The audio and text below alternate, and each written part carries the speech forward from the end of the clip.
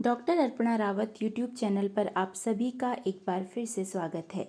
आज का यह वीडियो कक्षा 11 के लिए है और आज के इस वीडियो में आप समझेंगे विदाई संभाषण के प्रश्नों के उत्तर। पहला प्रश्न है, शिव शंभू की दो गायों की कहानी के माध्यम से लेखक क्या कहना चाहता है? इसका उत्तर है, लेखक ने शिव शंभू की दो गायों की कहानी के माध्यम से बताया है कि भारत में मनुष्य ही नहीं, पशुओं को भी अपने साथ रहने वालों के प्रति लगाव होता है। वे स्वयं को दुख पहुंचाने वाले व्यक्ति के बिछड़ने पर भी दुखी होते हैं। यहाँ भावनाएं प्रधान होती हैं। शिव शंभू के पास दो गायें थी, जिनमें से एक गाय दूसरी गाय को मारती थी। शिव शंभू की मारने वाली गाय के जाने पर दुर्बल गाय ने चारा नहीं खाया। यहाँ बिछड़ते समय बैर भाव को भुला दिया जाता है। विदाई का समय करुणा उत्पन्न करने वाला होता है। लॉर्ड कर्जन ने भारत के लोगों के लिए कोई अच्छा कार्य नहीं किया, फिर भी लॉर्ड कर्जन के जाने पर भारतीय दुखी हैं। प्रश्न 2 है, 8 करोड़ प्रजा के गिड़गिड़ाकर विच्छेद न करने की प्रार्थना पर आपने जरा भी ध्यान नहीं दिया। यहाँ किस ऐतिहासिक घटना की ओर संकेत किया गया है? इसका उत्तर है, लेखक ने बंगाल के विभाजन की ऐतिहासिक घटना की ओर संकेत किया है। लॉर्ड कर्जन 2 बार भारत का वायसराय बना। उसने भारत में ब्रिटिश राज की मजबूती के लिए कार्य किया। भारत में राष्ट्रवादी भावनाओं को कुचलने के लिए उसने बंगाल का विभाजन किया। लॉर्ड कर्जन ने बंगाल का विभाजन 2 भागों, पश्चिम बंगाल और पूर्वी बंगाल के रूप में कर दिया। करोड़ों लोगों ने उससे यह विभाजन रद्द करने के लिए प्रार्थना की, परंतु उसने किसी की भी एक नहीं सुनी। प्रश्न संख्या 3 है, कर्जन को इस्तीफा क्यों देना पड़ गया? इसका उत्तर है, लॉर्ड कर्जन के इस्तीफे के 2 प्रमुख कारण थे। पहला, कर्जन ने बंगाल विभाजन लागू किया। इसके विरोध में सारा देश खड़ा हो गया।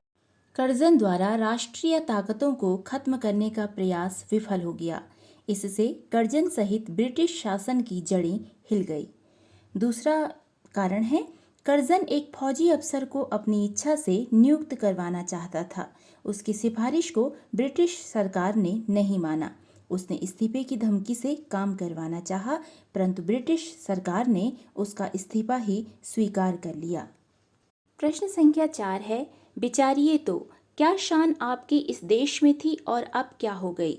कितने ऊंचे होकर आप कितने नीचे गिरे? आशय स्पष्ट कीजिए। इसका उत्तर है, यह कथन लेखक द्वारा लॉर्ड कर्जन को संबोधित करते हुए कहा गया है। उस समय जब उसके कहने पर फौजी अफसर की नियुक्ति इच्छित पद पर करवाने के मुद्दे पर लॉर्ड को अपमानित होना पड़ा था। लेखक लॉर्ड कर्जन को याद दिला रहे हैं कि आपको भारत में बादशाह के बराबर सोने की कुर्सी मिली, आपकी सवारी सबसे ऊंची निकलती थी और आपको सबसे ऊंचा दर्जा मिला, परंतु आज कैसी विडंबना है कि अब आपका मान न तो इंग्लैंड में है और न ही भारत में वायसराय का पद बचा है।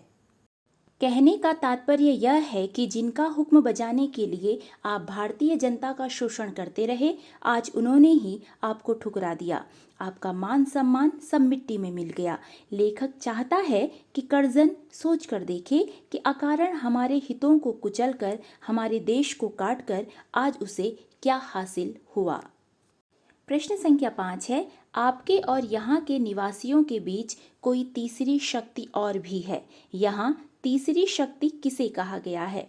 इसका उत्तर है, यहाँ तीसरी शक्ति से अभिप्राय ब्रिटिश शासकों से है। इंग्लैंड में रानी विक्टोरिया का राज था। उन्हीं के आदेशों का पालन वायसराय करता था। वह ब्रिटिश हितों की रक्षा करता था।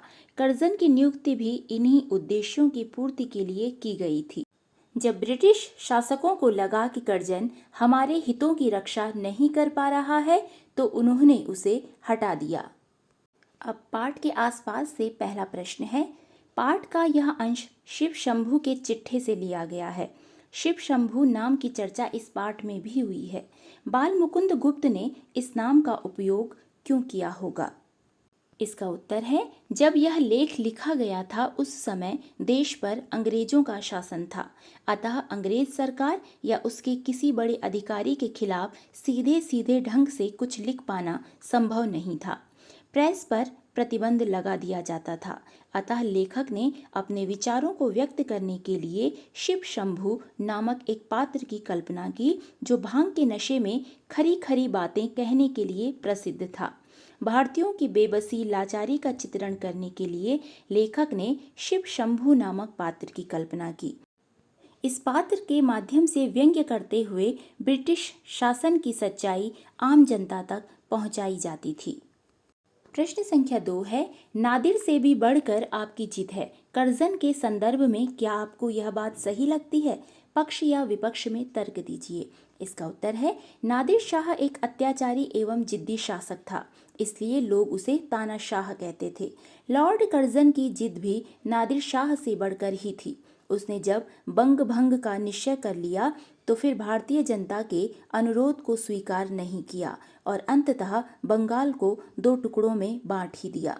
निश्चय ही मुझे यह बात सही लगती है कि लॉर्ड कर्जन नादिर शाह से भी बढ़कर जिद्दी था। प्रश्न संख्या 3 है, क्या आंख बंद करके मनमाने हुक्म चलाना और किसी की कुछ न सुनने का नाम ही शासन है? इन पंक्तियों को ध्यान में रखते हुए शासन क्या है, इस पर चर्चा कीजिए। इसका उत्तर है, शासन का अर्थ है सुव्यवस्था या प्रबंध। यह प्रबंध जनता के हितों के अनुसार होना चाहिए। कोई भी शासक अपनी इच्छा से शासन नहीं कर सकता। जिद्दी शासक के कारण जनता दुखी रहती है और उसके खिलाफ खड़ी हो जाती है। शासक को सभी वर्गों के अनुसार काम करना होता है। प्रजा को अपनी बात कहने का हक होता है। यदि शासन में कोई परिवर्तन करना भी हो तो उसमें प्रजा की सहमति होनी चाहिए। भाषा की बात से पहला प्रश्न है, वे दिन रात यही मनाते थे कि जल्द श्रीमान यहाँ से पधारें। सामान्य तौर पर आने के लिए पधारें शब्द का इस्तेमाल किया जाता है। यहाँ पधारें शब्द का क्या अर्थ है? इसका उत्तर है, सामान्यतः पधारें शब्द का प्रयोग आने के लिए किया जाता है, किंतु उपर्युक्त वाक्य में पधारें का प्रयोग जाने के अर्थ में किया गया है। यहाँ पधारें शब्द का अर्थ है चले जाएं। प्रश्न 2 है, पाठ में कुछ वाक्य नीचे दिए गए हैं जिनमें भाषा का विशिष्ट प्रयोग हुआ है। उन्हें सामान्य हिंदी में लिखिए। पहला वाक्य है, आगे भी इस देश में जो प्रधान शासक आए अंत में उनको जाना पड़ा। दूसरा है, आप किसको आए थे और क्या कर चले। ग है, उनका रखाया एक आदमी नौकर न रखा। घ है, पर आशीर्वाद करता हूँ कि तू फिर उठे और अपने प्राचीन गौरव और यश को फिर से लाभ करे। इसका उत्तर है, सामान्य हिंदी में इन वाक्यों को इस प्रकार लिखा जाएगा। पहला, आगे भी इस देश में जो प्रधान शासक आए अंत में उनको जाना पड़ा। इसको हम सामान्य हिंदी में लिखेंगे, पहले भी इस देश में जो प्रधान शासक आए अंत में उन्हें जाना पड़ा। ख है, आप किसको आए थे और क्या कर चले। इसे लिखेंगे, आप किस लिए आए थे और क्या करके जा रहे हैं। ग है, उनका रखाया एक आदमी नौकर न रखा। इसे लिखा जाएगा, उनके द्वारा रखे गए एक आदमी को नौकर तक नहीं रखा। घ है, पर आशीर्वाद करता हूँ कि तू फिर उठे और अपने प्राचीन गौरव और यश को फिर से लाभ करे। इसको लिखा जाएगा, पर आशीर्वाद देता हूँ कि तू फिर उठे और अपने प्राचीन गौरव एवं यश को फिर से प्राप्त करे। तो ये थे विदाई संभाषण पाठ के प्रश्नों के उत्तर। यदि पाठ से संबंधित आपका कोई प्रश्न हो तो आप मुझे कमेंट बॉक्स में लिख सकते हैं। वीडियो देखने के लिए आपका हार्दिक धन्यवाद।